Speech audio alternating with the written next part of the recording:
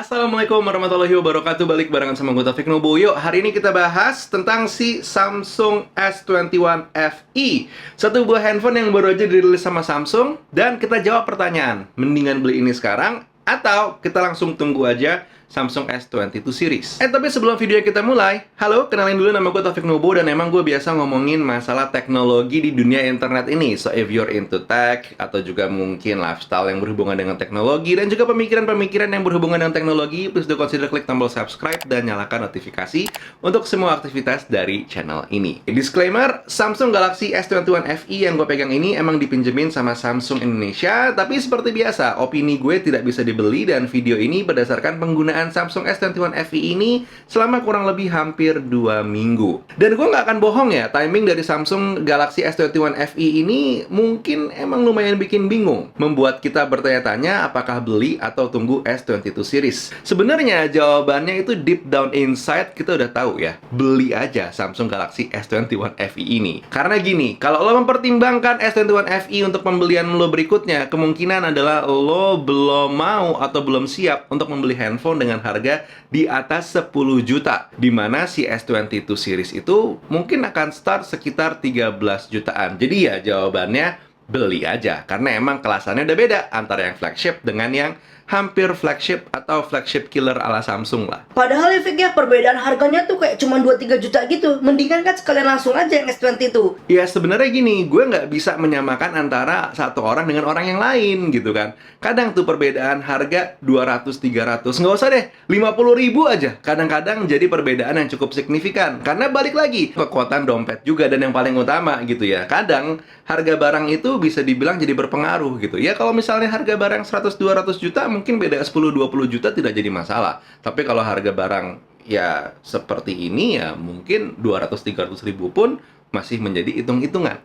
Oke, sekarang kita balik ke Samsung S21 FE-nya. Handphone ini sebenarnya udah banyak oke-nya ya. Chipsetnya udah menggunakan yesteryear flagship Exynos 2100, RAM-nya 8GB, storage-nya up to 256GB dengan screen 6,4 inci, sudah Dynamic AMOLED 2X, sudah dilindungi oleh Corning Gorilla Glass Victus. Jadi gue sempat salah kemarin pas di video unboxing, mohon maaf. Sudah punya refresh rate 120Hz dengan OS sudah langsung One UI 4.0, base-nya adalah Android 12. Kamera belakangnya 12 megapiksel main kamera, 12 megapiksel ultra wide angle kamera, dan juga 8 megapiksel telephoto 3x optical zoom. Kamera depannya 32 megapiksel, sudah punya stereo speakers, fingerprint sensornya optical, dan baterainya 4500 mAh.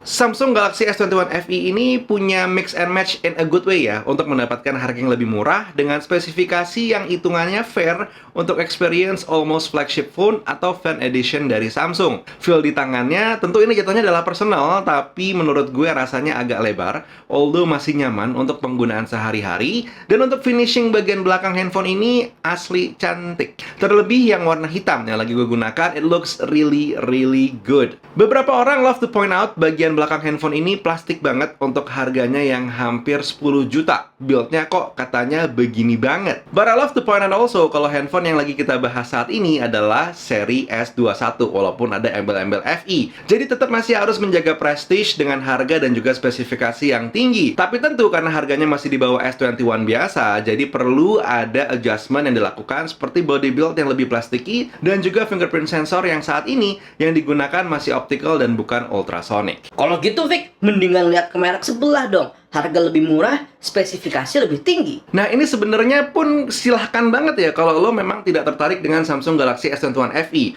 Lo bisa ngeliat ke kiri kanan, banyak mungkin yang secara harga dan juga spesifikasi plus build itu lebih masuk ke dalam hati lo untuk lo gunakan sehari-hari. Tapi yang pasti jangan sampai mencela orang-orang yang memilih menggunakan Samsung Galaxy S21 FE. Ingat, Indonesia itu 270 jutaan penduduk. Kalau semuanya punya pendapat yang sama, tidak ada yang berbeda-beda, Omicron tidak akan tersebar sampai saat ini. Karena semuanya taat prokes dan juga nggak ada yang modal sopan cuman buat kabur dari karantina. Oke, kita langsung ke handphone aja.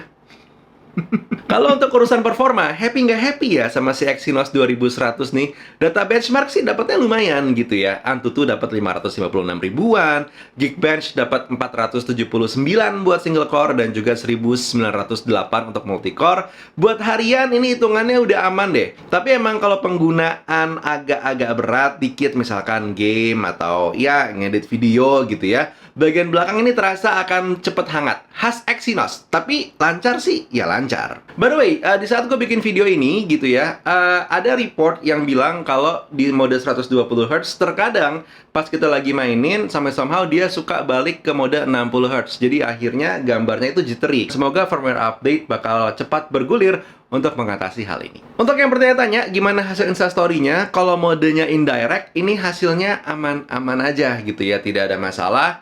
Dan kalau direct, ya Android aja. Oke, sekalian kita ngomongin kameranya deh. Dari hasil foto-foto yang gue punya ya, Samsung Galaxy S21 FE ini emang seperti biasa cukup agresif untuk color processing-nya dan juga HDR processing-nya. Seperti yang lo lihat di hasil capture-an ini, lumayan banget ya, background dari yang tadinya blown out bisa langsung kelihatan, aman, dan ini menggunakan kamera depan, bukan kamera yang paling powerfulnya. Saturasi dan juga panci emang selalu menjadi tema hasil gambarnya fotonya Samsung. Untuk natural bokeh, main kameranya ini udah cakep dibandingkan dengan kamera-kamera lainnya. Dan yang paling menarik sebenarnya mungkin adalah telefoto kameranya. Ini 3x optical zoom loh. Jadi kalau lo bisa memaksimalkan dengan cahaya yang pas, hasilnya emang akan bagus. Untuk penggunaan video, again, this one is doing really well. Terutama untuk Samsung yang emang kelasannya flagship atau hampir flagship seperti S21 FE ini. Dari sisi performa baterai, Samsung Galaxy S21 FE ini performanya bukan yang paling kuat layaknya Samsung, apalagi dengan always on display on 24 jam. Pas pertama unboxing, sisa baterai ini ada di sekitaran angka 49%. Dengan sisa daya 16%, gue bisa mendapatkan screen on time 2 jam 19 menit.